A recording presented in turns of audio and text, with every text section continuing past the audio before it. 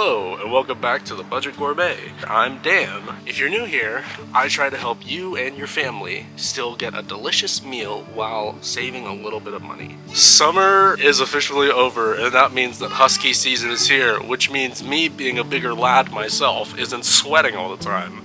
This is my favorite time of year for not only that reason, but because of the recipes involved. And those recipes include many of the following. A lot of hearty soups and stews and pastas and all of these things that make you warm and get you through the winter. I enjoy this time of year so much, and I am so excited to be doing this recipe today. I don't even want to say it's bulking season, because for me every day is bulking season. But anyway, we're just going to be making sausage, sweet Italian sausage pasta today. Pasta, sausage, some tomatoes, well, crushed tomatoes from a can, a little basil, salt and pep.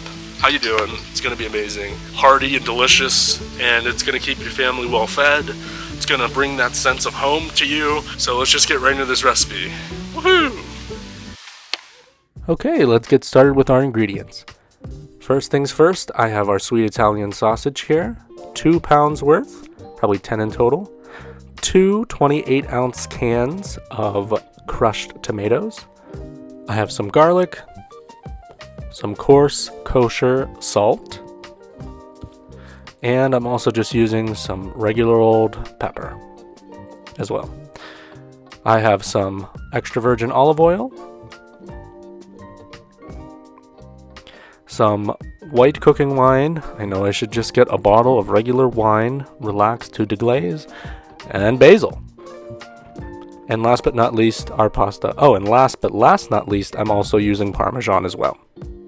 So starting off here, we're just going to be grabbing a little bowl, and we're going to be doing our mise en place, getting all of our ingredients ready. I'm going to be using about 6 cloves of garlic here. And like I said in previous videos, I like to crush my garlic. Not only does this help peel the garlic, but it also starts to release the flavor, and it also gives you a head start in cutting your garlic. Since it's already broken up, you can start cutting it into smaller pieces.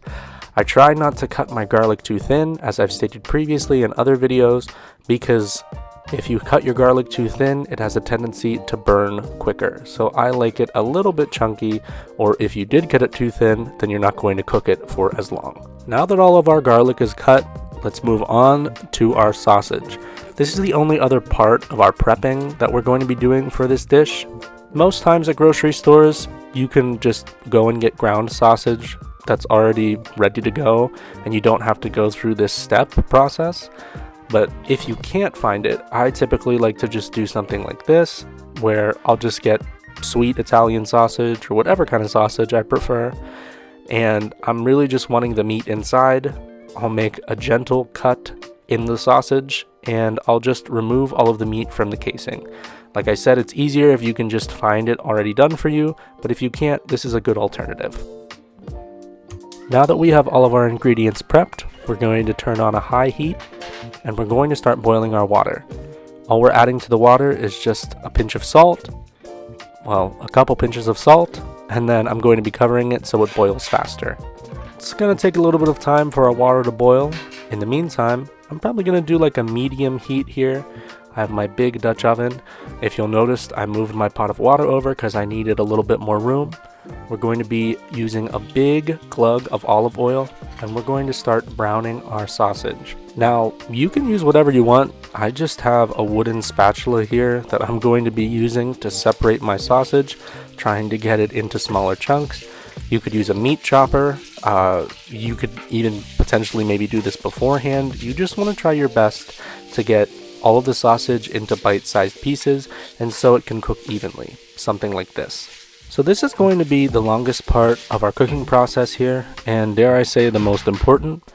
We're trying to achieve a beautiful just caramelization and browning of our sausage.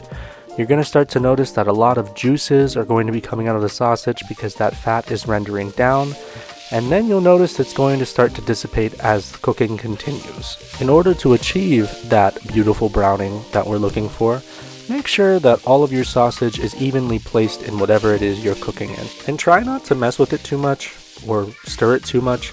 Let it really interact with that heat, almost get stuck to the bottom, so it can really start to crisp up and build that beautiful caramelization that we're after. After our sausage is finished browning, I'm just going to set it aside, and I'm going to add a little bit of olive oil to my Dutch oven. And next thing I'm going to do is just going to be adding my garlic from earlier, and we're just looking for a little bit of color on our garlic. We don't want it burnt because burnt garlic has a tendency to get bitter. You just want it to start to get a little bit fragrant. If you'll notice, there's a lot of brown at the bottom of my Dutch oven. In fancy chef terms, that's called a fond, which is just another way of saying brown stuck bits at the bottom of my pan, or whatever it is you're using after cooking. I'm going to use white wine here, and this is going to help us to deglaze our Dutch oven and just make it easier to scrape up all of that brown flavoring at the bottom.